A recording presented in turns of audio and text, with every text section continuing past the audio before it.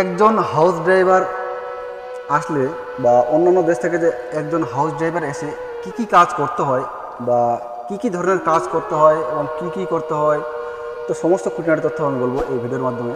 তাই শুরু থেকে শেষ পর্যন্ত অবশ্যই দেখবেন। আর দেশ বিদেশে যারা আমার এই ভিডিও দেখছেন সবাইকে জানাই আন্তরিক শুভেচ্ছা এবং আমার সালাম। আসসালামু আলাইকুম। ছোটো ভাইদের প্রতি রইল আন্তরিক ভালোবাসা, বড়দের প্রতি রইল সালাম। তো একজন সৌদি আরবে এসে হাউস ড্রাইভার কি কাজ করতে হয়, তো এই বিষয়ে আমি বলবো। আমি কি কাজ করি বা একজন হাউস ড্রাইভার কি কাজ করেন, সমস্ত খুঁটিনাটি তথ্য আমি বলার চেষ্টা করব। তো এদিক ওদিক ঘুরে একটু বলি যে কি কাজ করতে হয়। সপ্তাহে প্রথমে যেটা আপনাকে করতে হবে সেটা হচ্ছে আপনাকে সৌদির যে বাড়িঘরগুলি আছে সপ্তাহে একদিন কম করে হলেও আপনাকে একদিন পরিষ্কার করতে হবে, অর্থাৎ জল দিয়ে ধুতে হবে, জল দিয়ে ধোয়ার অভ্যাস রাখতে হবে। তারা সপ্তাহে একদিন অর্থাৎ বৃহস্পতিবার, অনেকে আবার আছে শনিবার, অনেকে আবার আছে শুক্রবারও বাড়ি পরিষ্কার করেন। তো হাউস ড্রাইভারদের মেন উদ্দেশ্য বা মেন কাজ হচ্ছে বাড়ির মধ্যে জল মারতে হবে এবং ওই পার দিয়ে পরিষ্কার করতে হবে। এটা এক নম্বর কাজ, এটা করতে হবে। আমি করি কি না সেটা আমি আপনাদের বলবো। আমি কি কাজ করি একজন হাউস ড্রাইভার হয় সেটাও আমি আপনাদের জানাবো। তো ওটা এক নম্বরে ওটা করতে হবে আপনাকে। তারপর যেটা আপনাকে করতে হবে যে রান্না বান্না আপনাকে নিজেই করতে হবে। রান্না বান্না করার জন্য আপনাকে কোনো সময় এক্সট্রাভাবে তারা দেবে না, তাদের কোনো সময় নাই। তারা যখন চাইবে তখনই তারা বাইরে যেতে পারে, তো তাদের পিছনে কোনো সময় নাই। তারা রান্না বান্না করার জন্য আপনাকে কোনো সময় দেবে না। আপনাকে বের করে নিতে হবে যে আমি কখন রান্না করব, কখন খাবো, কখন স্নান করব, সে সমস্ত খুঁটিনাটি তথ্য আপনাকে জানতে হবে। এবং ধীরে ধীরে যখন আপনি থাকবেন অভ্যাসে পরিণত হয়ে যাবে, আপনি বুঝতে পারবেন তাদের সম্পর্কে যে তারা কখন বেরোচ্ছে বা কখন কি করছে, সমস্ত কিছু বুঝতে পেরে যাবেন এবং সেই হিসাব মতো আপনাকে কাজ করতে হবে। তারপর যেটা আপনাকে করতে হবে, সৌদি আরবে এসে তারা কিন্তু খুব সুখ প্রবাসী, তারা আনন্দ চায়, বিলাসিতা। তারা এই গরমের মধ্যে বা এই ঠান্ডার মধ্যে, সৌদি আরব বেশিরভাগ গরম এলাকা, তো দিন দুপুরে তারা বাইরে বেরোয় না।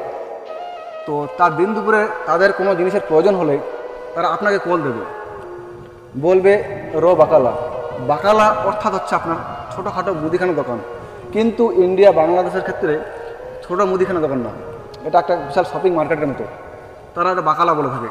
এখানে সব ধরনের জিনিস পাওয়া যায়। তো যারা আমার এই বাকালার ভিডিও দেখেননি, তো উপরে ডিসক্রিপশন লিঙ্কে আমি এই ভিডিওটা দিয়ে দিয়েছি, এই বাকালার ভিডিও দেখে নিতে পারবেন যে বাকালায় কী পাওয়া যায় এবং কী ধরনের জিনিস থাকে বাকালায়। আর তারা ফোন দিয়ে আপনাকে বলবে যে বাকালায় গিয়ে আপনি যদি নতুন হয়ে থাকেন, তো আপনাকে যেটা করতে হবে সেটা হচ্ছে, আপনি যেহেতু ভাষা জানেন না আপনি, তো সেক্ষেত্রে আপনাকে করতে হবে ফোনটি আপনার কফিল হোক বা আপনার ম্যাডাম হোক বা যিনি আপনাকে পাঠিয়ে দেন, তো ফোন করতে হবে। ফোন করে যিনি কাউন্টারে বসে আছেন সেই কাউন্টারের লোকটিকে দিয়ে ফোন করাতে হবে যে কী চাইছে, কথা বলো। এখানে প্রচুর বাংলাদেশি আছে, পাকিস্তানি আছে, ফিলিপিনি আছে, ইউমিনি আছে, বিভিন্ন দেশের বিভিন্ন লোক থেকে থাকেন। তো বেশিরভাগ ইউমিনি আর বাংলাদেশি এই শপিং মলের কাজগুলো করে থাকেন। তো তাদেরকে বাংলায় বলতে পারেন বা হিন্দি বলতে পারেন বা অন্য কোনো ভাষায় আপনি যেভাবে বুঝাতে পারেন আপনাকে বলতে হবে এবং ফোন লাগাতে হবে। তারা কি বলবে না বলবে ওদের দুজনের মধ্যে সম্পর্ক হয়ে যাবে। কল বলবে কি লাগবে না লাগবে সব কিছু বলে দেবে। আপনাকে শুধু বসে থাকতে হবে এবং তারা সব জিনিসপত্র এনে দেবে আপনাকে। টাকা পয়সা দিয়ে আপনার যে লিস্ট আছে আপনার, ওটাকে আরবিতে বলে ফতুরা, তো ফতুরাটা আপনাকে ফটো করে পাঠিয়ে দিতে হবে। এটাই হচ্ছে আপনার মেন কাজ। আপনাকে বাকালায় যেতে হবে।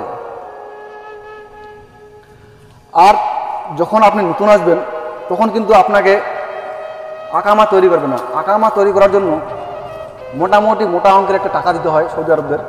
তো তারা সেই সাবসিডি বা সেই সুবিধাটি তারা নিয়ে থাকেন। যেহেতু যারা নতুন কোনো ভিসায় আসেন সৌদি আরবে, তারা 3 মাস পর্যন্ত তারা ছাড় পেয়ে থাকেন। অর্থাৎ 3 মাস আপনি যদি বিনা আকামায় থাকেন তো আপনাকে পুলিশ আপনাকে কিছু বলবে না। 3 মাস তারা এই সাবসিডির এই সুযোগটি তারা পেয়ে থাকেন। তাই তারা অনেকে কী করেন, 3 মাস পর্যন্ত তারা তোমার আকামা না বানাতে পারে।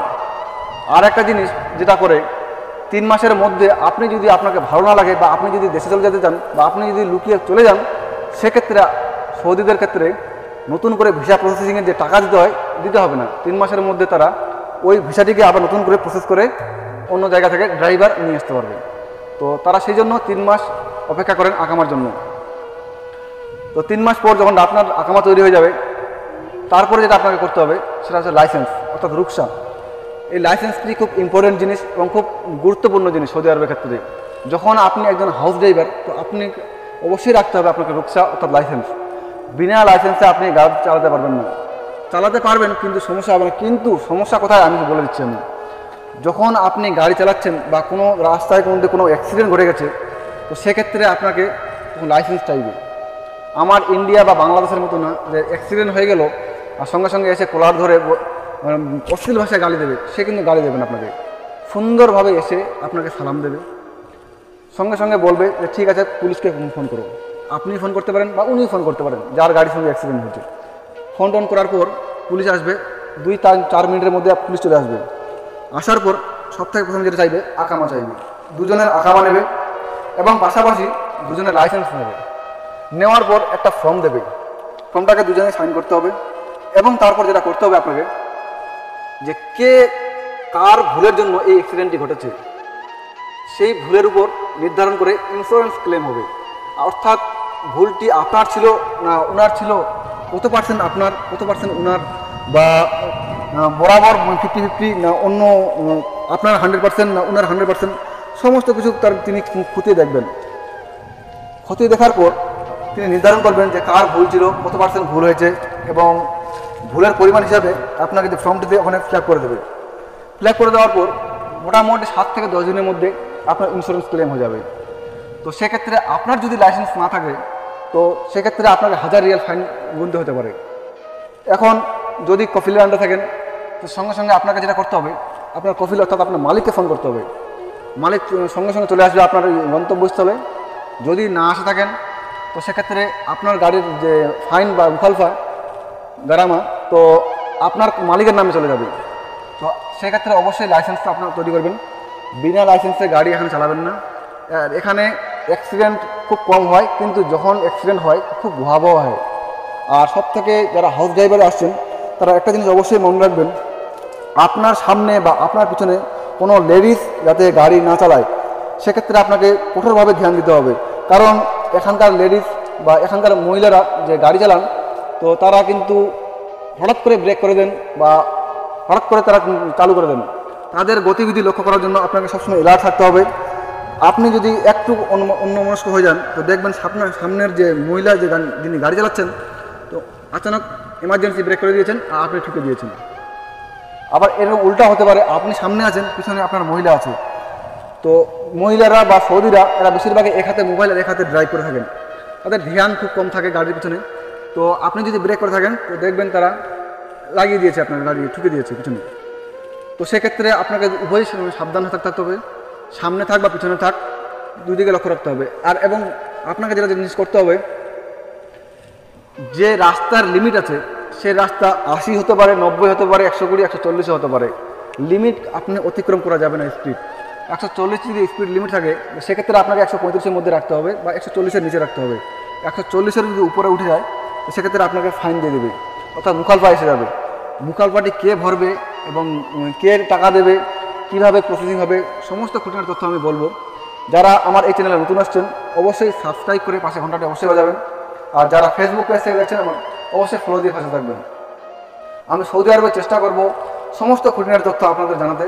যারা ইচ্ছুক দেশ বিদেশ থেকে আসতে সৌদি আরবের মধ্যে, সৌদি আরবের অবস্থা কেমন এবং কিভাবে চলতে হবে, সৌদি আরবের কী কী আছে, রাস্তাঘাট কেমন, সমস্ত খুঁটিনাটি তথ্য আমি আপনাদের বলবো। এই যে রাস্তাগুলো দেখতে পাচ্ছেন এখন হয়তো ফাঁকা আছে রাস্তাগুলো, কিন্তু এক সময় এই 2-4 বছর পর এখানে আস্তে আস্তে সমস্ত বাড়ি ঘরে ভরে যাবে। যেহেতু আমি আপনাদের পরিশ্রম করে একটি ভিডিও তৈরি করব, সেই জন্য আমি এসেছি আপনাদের এই বাইরের জগতে। অর্থাৎ আপনাদের দেখানো চাইছি যে কীভাবে সৌদি আরব রাস্তাঘাট কেমন এবং কী ধরনের মানুষজন বাস করে। প্রচুর একটি ভিডিও তৈরি করতে গেলে প্রচুর পরিশ্রম বা প্রচুর মেহনতের প্রয়োজন হয়। তাই সবার কাছে অনুরোধ, অবশ্যই ভিডিওটি লাইক করে কমেন্ট করবেন কে কোথা থেকে দেখছেন এবং অবশ্যই সাবস্ক্রাইব করবেন এবং পাশে ঘন্টাটি অবশ্যই বাজাবেন। এবং এই ড্রাইভারদের কী কী করতে হবে এবং কী কী করতে হবে না এই বিষয়ে আমি আরও বলবো আমি এরপরের ভিডিওতে। তো এটা হচ্ছে পার্ট 1। পার্ট 2 ভিডিওটি অবশ্যই দেখবেন এবং কেমন লাগলো অবশ্যই কমেন্ট করে জানাবেন। ভালো থাকবেন, সুস্থ থাকবেন, খোদা হাফেজ। আবার দেখা হবে পরের ভিডিওতে।